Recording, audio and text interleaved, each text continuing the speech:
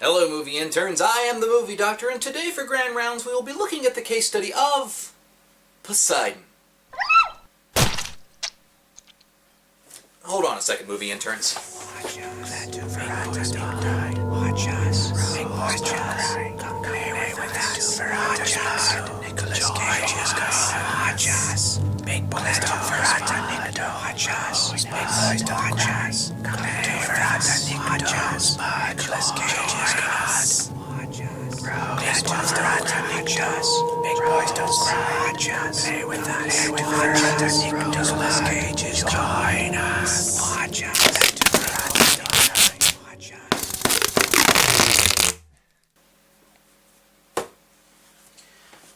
There. Now we can get back to what we were talking about with it.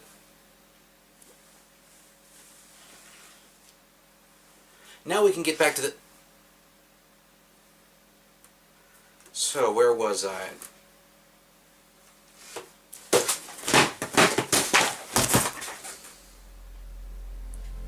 This is going to be a long episode. But of course, like every case study, let's look into Poseidon's history and figure out what could make it go belly up. Poseidon is a remake of the movie The Poseidon Adventure, which was seen as one of the more influential disaster movies of the 1970s. And The Poseidon Adventure was an adaptation of a fairly unknown book of the same name, which was published in 1969. This sort of makes an adaptationception, if you will. Now, while the book didn't garner a lot of popularity back then, The Poseidon Adventure was the recipient of several nominations and accolades throughout the Hollywood community, including a few Academy Awards. So many would think that the remake 35 years after the first should just be a reworking of the original, thus keeping the original spirit and scripting to preserve the ideas and campy feeling of the first, so that a new audience can better relate, right? Well, since I'm reviewing it, I'm gonna guess it didn't live up to those standards. So, let's see here, what else do we have on this movie? Well, the director is the rather established gentleman Wolfgang Peterson, known for such classics as Das Boot, The Never-Ending Story, and The Perfect Storm. The cast looks pretty decent. It's got plenty of star power. Huh. That's weird. I usually have some sort of guff about the pre-production or something like that, but this movie seems to be pretty on the level. Not to mention that the $160 million budget was made back and more, with international box office and DVD sales after its release. Could it be possible that I pulled a good movie for us to review?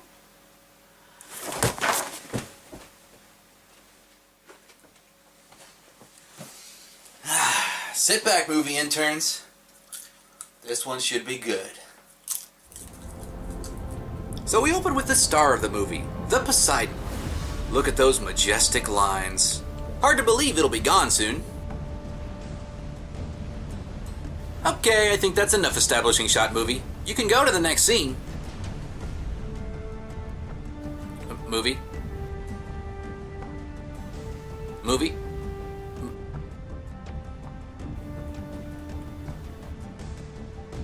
Oh my god, look, movie. We know what the ship looks like. You don't have to keep this up.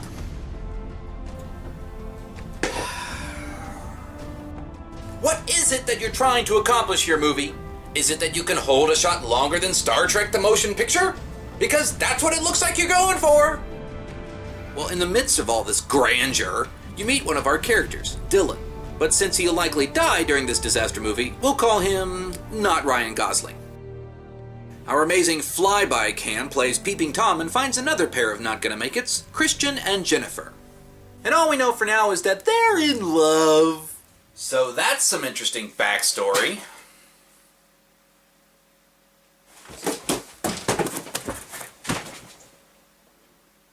We also meet Jennifer's dad, Robert Ramsey, played by Kurt Russell. Hey kids, how we doing? And Kurt's character is...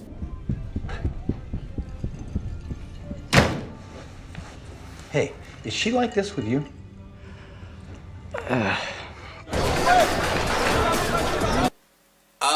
Apparently not important enough to get some exposition. In fact, none of the characters get a lot of exposition. We get snippets of scenes where we as the audience may be able to discern if this person has a name or not, and what they might do, but the rest of the time it's like pulling teeth to learn anything more about the character beyond name, rank, death order. The most annoying is probably Richard Dreyfuss's character. Hi, it's me. Could you call me? Please? I'm actually begging, aren't I? I'd like you to call me at midnight. You know, for old time's sake. Bye. That's it! That's all you get from him. The ship has more exposition than Mr. Holland's opus here. Hell, DiCaprio's friend from Titanic, Fabrizio, had more backstory than Dr. Krippendorf. I'm not asking for Armageddon-level explanations and evaluations, but the small amount of time spent with each of the survivors leaves me scratching my head a bit too much. Okay, I shouldn't be too hard on some of the characters. The movie tries to redeem its first attempt at introductions by shoehorning in a second round of exposition, as if the film was trying to say, "Oh damn, sorry audience, these are the major characters, so here's a bit more. Sorry." The next problem that arises is that you can barely keep track of what the actors are saying, so their lines get muddled in the surrounding noise. But thank God they didn't mess with Fergie's audio so she could sing her hit songs. Keep moving and moving and moving it. Keep moving and moving and moving it. So she could sing her hit songs. I'll never let you go. So never let me go. Hit song?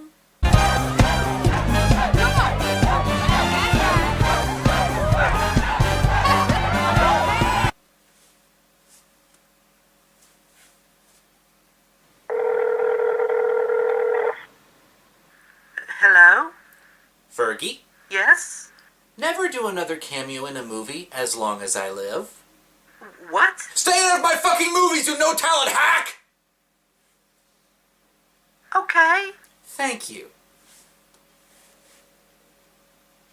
Anyway, the movie wastes no time and pours on the overt foreshadowing with a humans are gods speech. Poseidon was the god of the sea. He made his home on the ocean floor in a palace of coral and gems. That could have been acted better in a high school theater program. Then an officer somewhere on the ship acts like a disaster whisperer. You feel that? DiCaprio just lost another Oscar. Holy Hasselhoffs, those things are huge! What, was the Sky Mall sold out of medium and small-sized binoculars? No. Oh my God. They found me. I don't know how, but they found me. So the Wave from The Last Airbender shows up and does, well, what it's supposed to do. Good evening, Mr. Cruise Ship. I am the Rogue Wave, and I will be a disaster for this film. Please make sure your passengers are ready to scream and die at the earliest convenience. Oh, and have a bad day.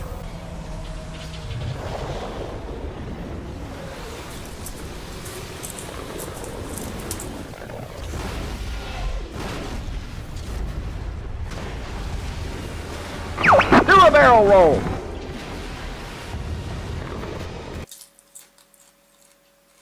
What? What? Don't judge me, it's a disaster movie! This is a gruesome spectacle for the eyes, movie interns. Regardless of the level of cheese we're about to get into, the awesome parts are always the destruction and mayhem that is the major disaster. So once the ship is completely upside down, we might as well do it too. There. Now it's a... Stay calm. This room is a giant air bubble holding up the ship. So, not Ryan Gosling here decides to climb up to the bottom of the ship by himself. What did you say to him? Mom, there's holes at the bottom of the ship with propellers in them. You can't get out that way, sweetie. Please tell him you can't. Will you please take me and my mom? Or with this kid and mom that had this fantastical, magical moment together. Hey, we're going out through the bow thruster. Okay, well, I guess you can come too, Kurt. I mean, you are, after all, the legendary Snake Plissken. I'm an architect. These ships weren't designed to stay afloat. Seriously, Dreyfuss? We don't need any more dead weight holding onto our legs here. Ah, damn it.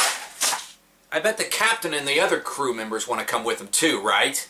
Ramsey, you know we have to seal the bulkhead doors. Really, Captain? You're not gonna do your job and tell your passengers to not leave? Look how enthusiastic you are, too.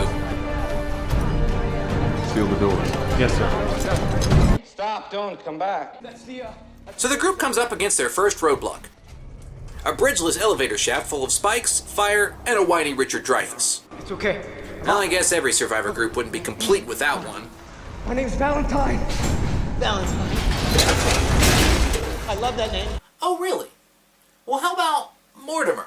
I love that name. Sanjaya? I love that name. Snoop Lion? I love that name. How about Miley Cyrus? No? Well, damn. Well, before Dreyfuss can put any more moves on Valentine, he is forced to shake him off, making him the first survivor to not survive. Survey says... yeah. The killing off of Valentine is there to better set up the next scene, where Dreyfuss finds some sort of solace in befriending the stowaway who happened to be sort of connected to the little dead guy. Unfortunately, it's never mentioned, so this scene makes no sense. Unless you're thinking that survivors should stick together or something. Kurt Russell's daughter and boyfriend are still alive as well as the incomparable Lucky Larry. Any of you skirts ever change a goddamn tire? Enlighten us, cowboy. It's sad, though, that this poor man won't survive very long, because he is the last remaining bits of cheese this movie could have used to keep floating. His lines range from being completely pointless, We got ourselves a situation. to unfunny, What the hell did you go and do to all these to people? completely idiotic. Hey, who's shooting at us? And he was the only character that I could ever remember the name of, because he was sure to tell you that. Hell no, Lucky Larry's ready to go. Get Lucky Larry, no? You don't just get the nickname Lucky Larry. You gotta be lucky. I'm convinced that he actually was supposed to be on an adjacent soundstage and wandered in drunk to the Poseidon set and just started yelling out lines. Needless to say, he doesn't last, making him win the most undignified death award for this movie.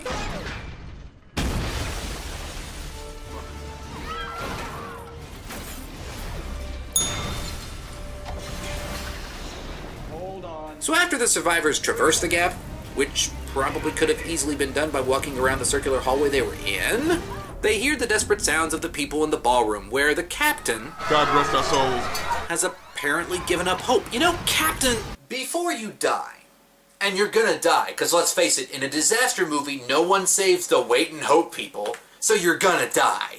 Why didn't you, I don't know, send a radio with the survivor group, or send more people with them to ensure some sort of support system?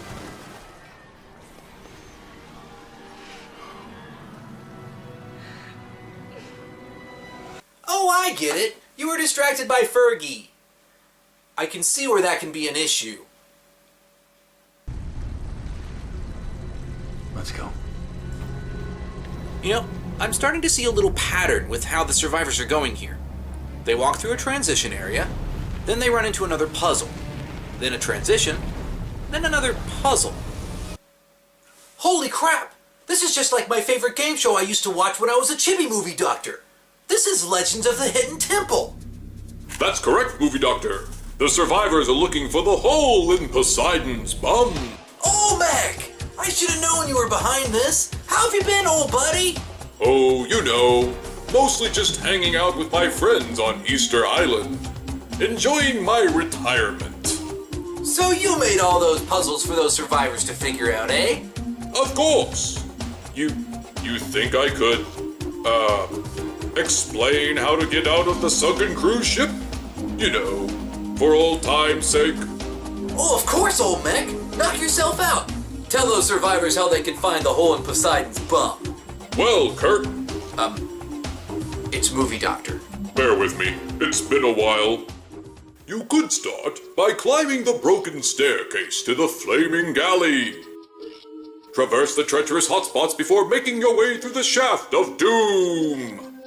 But beware the temple guards, or they may take your medallions of life. From here you may decide to take the easy way around the balcony, or you could attempt to cross the bridge of death. Once across, make your way through the vent of claustrophobia. Use your child star to get you through the locked door and enter the tanks of overfill. Olmec. Flood the compartments and get ready for the ride of your life as you traverse the underwater passageway to the other side of the temple ship. Olmec. Be careful though, because you could find yourself face to face with another temple guard. Olmec. Take a breather in the snack room and then prepare to enter the shrine of the silver monkey. Olmec. What? That's far enough, my friend. But I'm not done. The survivors must know about the... No, you're done. Well, what about the... Just go, Olmec. Oh, come on, please. My nostalgia goggles are off. You've overstayed your welcome.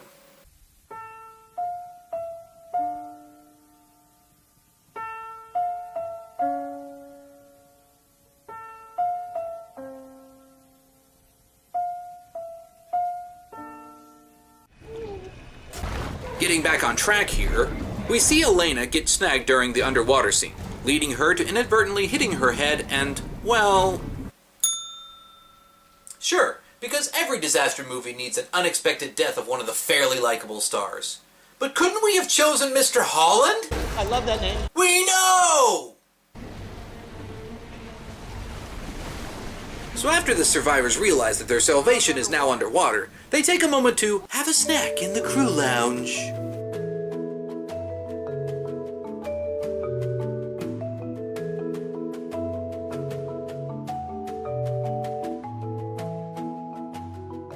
And after realizing the plot has hit a dead end, the Poseidon decides to explode. A bit. And right that previous mistake.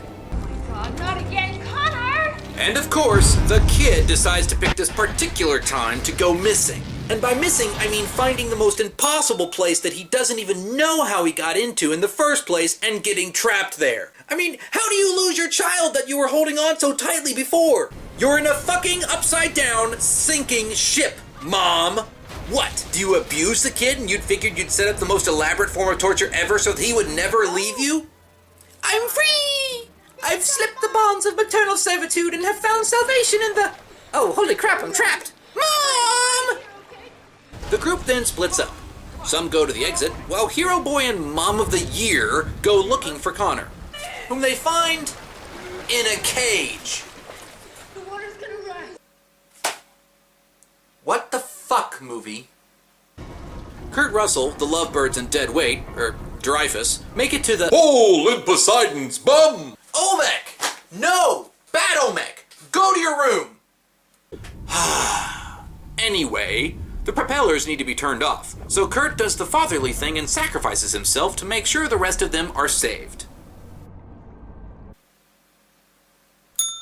Spot on, Magic Text. Unfortunately, they still end up having to throw an air tank into the propellers to stop their rotation, before they can finally get out and wait for the helicopters to save them. So that was Poseidon. What's my diagnosis?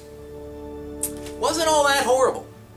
This movie flawlessly followed in the footsteps of many grander and more epic disaster movies that have been coming out recently, and it came out fairly unscathed. The pacing was fine, the sets were standard fare, and you could tell that most of the money went to the special effects. But this is where the movie also failed. Its sets were too standard. The pacing was too fine, and to be honest, the effects were too good.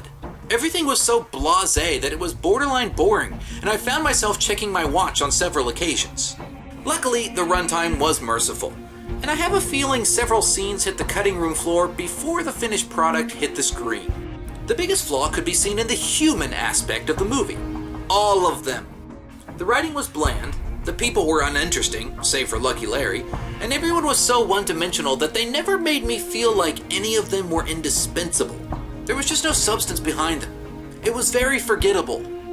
And I couldn't help but think the whole time that before they sat down to write Poseidon, they had just watched Armageddon, did a little switching of disasters, then literally and figuratively watered down the plot and characters to fit into a neat little bundle. Which is weird to think about because that would mean that the Armageddon movie was a rehash of the original Poseidon adventure, which is an adapt of a book. Adaptationception! For my cringe factor, I think the production value and effects ultimately saves the movie from any dooming cringiness, so it gets a meager 2 out of 10. It didn't do enough to keep people wanting to watch it again and again. But it also could have intentionally been cheesed up more to give us a more authentic and aesthetically pleasing reimagining of the original. Because bare-bones, squeaky clean movies are just not something that people want to keep watching again and again. Well, movie interns, that wraps up another one. I am the...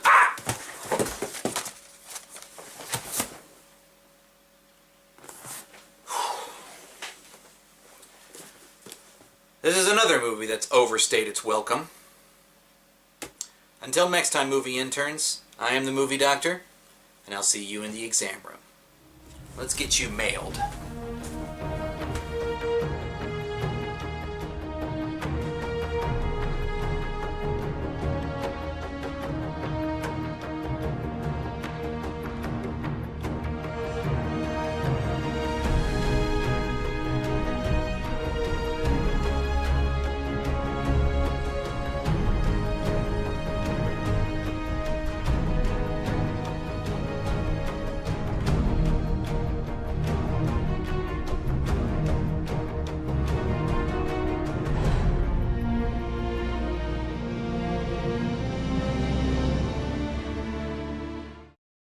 That's correct, Movie Doctor. The survivors are looking for the hole in Poseidon's bum.